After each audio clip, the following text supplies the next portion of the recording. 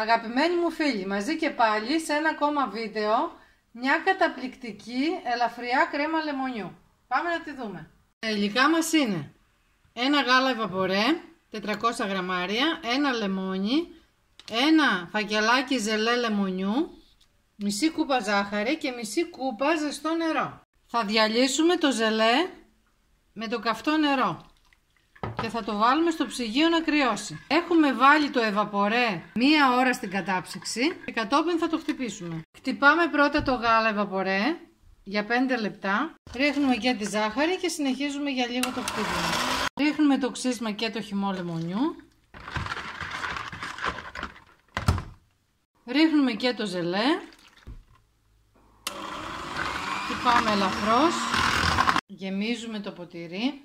Υπέροχη ελαφριά κρέμα λεμονιού. 6 ώρες στο ψυγείο. Έτοιμη η κρέμα μας. Ας την απολαύσουμε. Απίστευτη γεύση. Είναι φανταστική. Με τέλειο άρωμα.